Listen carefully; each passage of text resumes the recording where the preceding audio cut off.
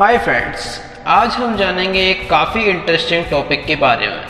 आज हम जानेंगे हमारे सोलर सिस्टम में सबसे लंबे माउंटेन्स कौन से हैं, या फिर हम कहें हमारे सौर मंडल में सबसे ऊंचे पहाड़ कौन से हैं। हम आज इस बारे में जानेंगे। तो आप सबने माउंट एवरेस्ट के बारे में तो सुना ही होगा। उसे हम वर्ल्ड का सबसे ऊंचा पहाड़ भी मानते हैं। उसकी ऊंचाई 8.8 किलोमीटर है। लेकिन क्या आपको पता है कि अगर हम अपने सोलर सिस्टम में देखें तो माउंट एवरेस्ट से भी कई ऊंचे ऊंचे माउंटेन्स हैं या पहाड़ हैं जिन्हें साइंटिस्टों ने खोजा है। तो आइए जानते हैं अपने सोलर सिस्टम के सबसे लंबे पहाड़ों के बारे में। इसी के लिए सब्सक्राइब करें मिस्टीरियम मैन को।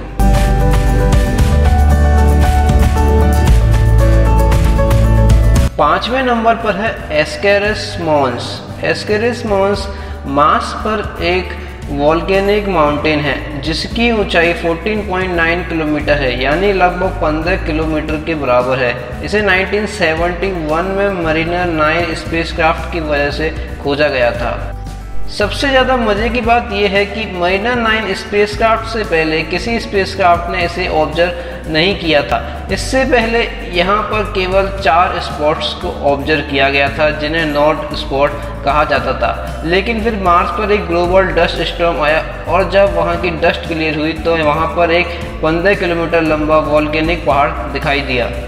इसका डायमीटर रफली 480 किलोमीटर के करीब है। इसका नाम जो है वो ग्रीक पोइट हेरोड की बर्थ प्लेस एस्कारा के नाम पर रखा गया है। इसे अभी तक का मार्स का सेकंड टॉलेस्ट माउंटेन कहा जाता है।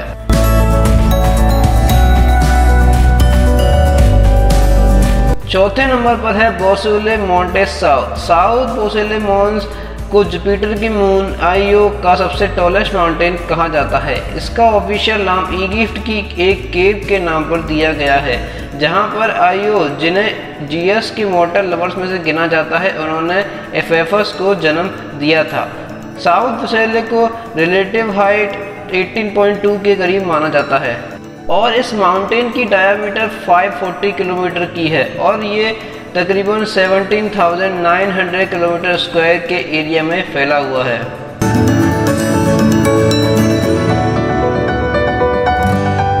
थर्ड नंबर पर है इक्वेटोरियल रिज।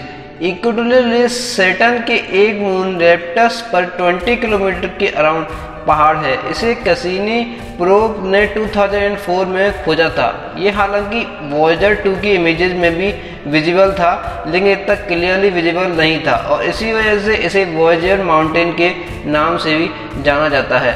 ये लेप्टस मून के लगभग इक्वेटर पर मौजूद है और तकरीबन 200 किलोमीटर की एक लंबी चेन है। हालांकि ये रिज कैसे बने ये काफ़ी आर्ग्यूएबल टॉपिक है और इसको लेकर साइंटिस्ट ने अलग अलग थ्योरियाँ दी हैं, जैसे कि मून लेप्टस के रोटेशन की वजह से ये क्रिएट हुए। उसका रोटेशन इतना ज़्यादा है कि उसके इक्वेटर पर पहाड़ बन गए। कुछ मानते हैं कि यहाँ पर काफ़ी ज़्यादा आइसी मटेरियल था जो बाद में सॉलिडिफाई होके पहाड़ बन गए। हालांकि इसका कोई ठोस या एग्जैक्ट प्रूफ नहीं मिला है कि कौन सा रीजन है।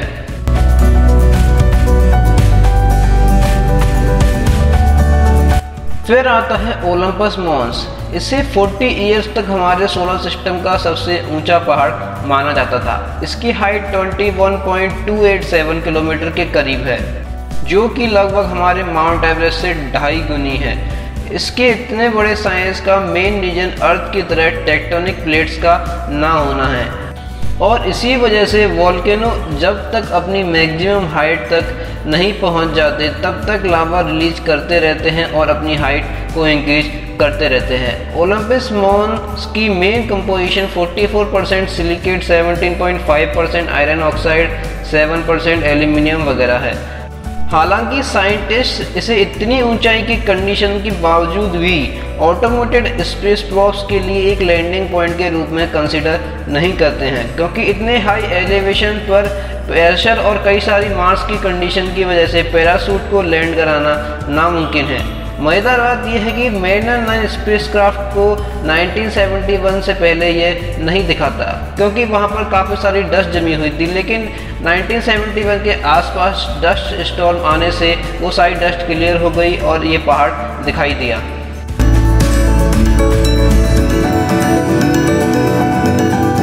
रिया सेल्विया सेंट्रल पीक। को 1997 में हबल टेलीस्कोप की मदद से खोजा गया था।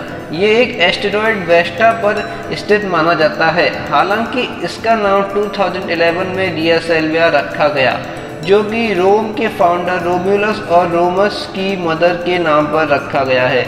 ये 22 किलोमीटर के लगभग ऊंचा है। इसका डायमीटर 50 किलोमीटर के करीब है। ये इतना बड़ा है कि ये अकेले ही वेस्टा के 95% ऑफ मीन डायमीटर को कवर कर लेता है और 90% ऑफ द इक्वेटोरियल डायमीटर को कवर करता है। इस माउंटेन के बनने की मेन वजह साइंटिस्ट इम्पैक्ट को मानते हैं, यानी कि किसी बड़ी चीज़ के उस एस्टेरॉयड से टकराने को मानते हैं। ये इम्पैक्ट इतना बड़ा हुआ होगा कि उस एस्टेरॉयड ने अपना लगभग 1 से 4% तक वॉल्यूम खो दिया होगा। हालांकि ये हाइट को satellite, telescope, probe, scientific method से खोजा जाता है, लेकिन तब भी इसे इतना एक्यूरेटली पता नहीं लग पाया है। तो साइंटिस्ट ये मानते नहीं हैं कि ओलंपस मॉन्स और ड्रेसियला में से कोई बड़ा है। दोनों के बीच में बहुत ही कम अंतर है। इस वजह से ये कहना मुश्किल है कि दोनों में से कौन लंबा है। हालांकि रिया सेल्विया को थोड़ा सा बड़ा माना जाता है।